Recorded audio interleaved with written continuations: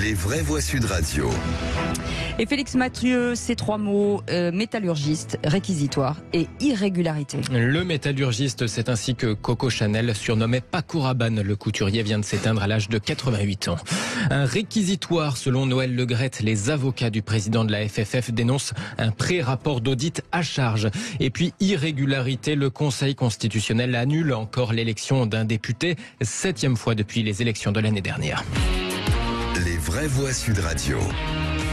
Il s'était rendu célèbre par ses robes en métal. Le couturier espagnol Paco Rabanne s'est éteint aujourd'hui à l'âge de 88 ans chez lui en Bretagne. Le groupe catalan Puig, qui possède la marque à son nom, l'a annoncé tout à l'heure. Passionné d'ésotérisme, Paco Rabanne s'était illustré par ses marottes un peu fantaisistes. Lors de l'éclipse de lune d'août 99, par exemple, les plaisantins s'étaient gentiment moqués de ses prédictions apocalyptiques basées sur une lecture assez personnelle de Nostradamus. La ville lumière sous d'éblouissantes ténèbres. Mais l'apocalypse annoncée par Paco Rabanne n'a pas eu lieu. Et la station Mir n'est pas tombée et Paris ne s'est pas enflammé. Quelques centaines de manifestants ont fêté les erreurs de prophétie du couturier par un très ironique apéritif des survivants. À Saint-Martin, dans le sud-ouest, on a assisté à un autre spectacle. La chute de la station Mir prédite par Paco Rabanne, mise en scène par les villageois. Une archivina du 20h de France 2. Je m'occupe d'ésotérisme depuis ma plus tendre enfance. Ma mère était très pragmatique, mais ma grand-mère était chamane, disait-il. Elle m'a initié à la connaissance du monde très tôt. La mode m'a permis de gagner ma vie, mais ça n'était pas vraiment mon centre d'intérêt. Voilà ce que déclarait Paco Rabanne, qui s'était retiré d'ailleurs depuis bien longtemps de la haute couture. Sacré couturier, hein, Paco Rabanne, Philippe. Puis après, c'est quelqu'un d'engagé. Je n'en ai jamais porté, en ce qui me concerne. Ni en parfum, ni en vêtements. Non, c'était pas. Mais je vois le personnage. C'est ce type de personnage dont l'être dépasse peut-être la réputation professionnelle. Ouais. Vous avez porté du Paco Rabanne, au moins en parfum? Oui, bien sûr. Non, franchement, mais j'avais pas.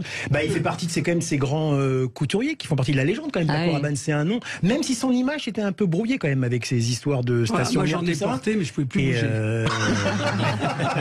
J'étais dans un espèce de scaphandre, je sais pas. Je me suis juré que je ne le remettrais pas. Non, mais je n'ai pas porté de vêtements femmes. Paco Rabanne. Moi j'ai une veste, on peut plus bouger. C'était très lourd. Très très lourd, vraiment.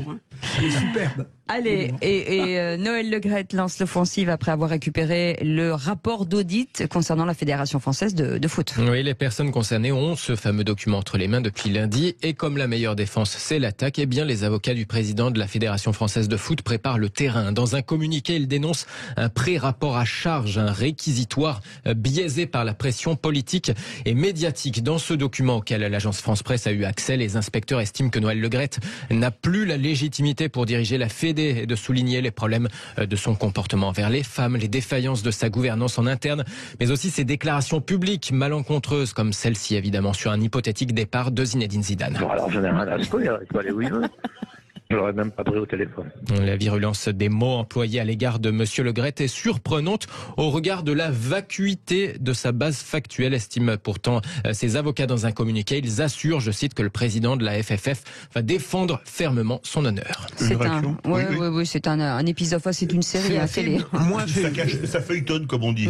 Il y a quelque chose, je n'aime pas le lynchage. Noël Le Graët n'a jamais été mon personnage préféré, mais on a senti que la ministre voulait sa peau, le rapport a l'air d'aller dans le même sens, alors que bizarrement le rapport est très indulgent, semble-t-il, avec la directrice, celle Ardouin, qui a été mise à pied. Alors tout ça fleure mauvais le politique, le partisan, il n'empêche que lui, voilà, on en sait ce qu'on... Son histoire est réglée. Catherine, non. Moi, j'ai rien à ajouter. Son sort était scellé depuis quelques semaines quand même. Absolument. Et puis on termine avec cette épidémie d'élections législatives annulées. Oui, 7e député tout de même à voir son élection annulée par le Conseil constitutionnel depuis l'année dernière. Les soutiens de Meyer Habib, député apparenté LR des Français de l'étranger, se sont livrés selon les sages à des irrégularités et des manœuvres de nature à altérer la sincérité du scrutin. Alors concrètement, le Conseil constitutionnel leur reproche d'avoir diffusé sur les réseaux sociaux des messages appelant à voter pour lui le jour du second tour. Meyer Habib, qui d'ailleurs avait gagné de justesse Peres en juin dernier. Il s'en était plaint d'ailleurs sur une chaîne de télé israélienne, reprochant à la France de ne pas avoir ouvert suffisamment de bureaux de vote dans l'État hébreu. Et j'accuse ouvertement le Quai d'Orsay d'avoir bâillonné les Français d'Israël. 20 000 Français qui n'ont pas pu voter, c'est plus que tous les Français de Grèce, de Chypre, de Turquie. En tout cas, après cette annulation de son élection, une élection législative partielle va être organisée normalement dans les 3 prochains mois sur cette circonscription des Français d'Israël, de Grèce et d'Italie. 7 annulations d'élections législatives au total. Donc, il y en avait 8 en fait après les élections législatives de 2017.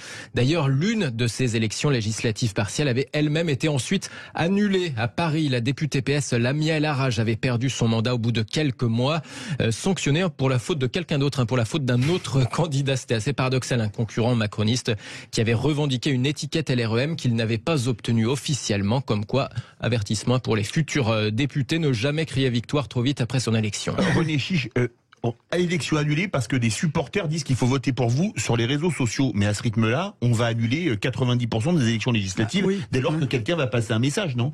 Oui, mais après l'élection. Oui, non, voilà. Mais c'est pendant le jour de l'élection qu'il passait des messages. Mais je ne sais pas si c'est autorisé, ça. Le jour même de l'élection, de passer des messages, c'est pas autorisé. 48 heures avant. Et la polémique sur Meir Habib, que je connais un peu d'ailleurs en plus, et qui est un personnage sympathique, mais un petit peu quand même controversé, si je peux dire. La polémique existe depuis donc plusieurs semaines, et cette élection annulée ne me surprend pas, hein, parce que c'est vrai qu'il semblerait qu'il y ait eu quelques magouilles, entre guillemets, au suite de cette élection. Catherine Evrard. On peut quand même se poser une question. Y avait-il autant de magouilles avant Internet ? Parce que quand même, c'est cette histoire de vote par correspondance qui... Moi, j'entends que ça partout, y compris dans les votes de copropriété, vous vous rendez compte ? Ah oui. Où il y a de la magouille, mais vous n'imaginez pas. Donc moi, ça me fait marrer, on devient fou. Hein. Ah ouais, Philippe Bilger.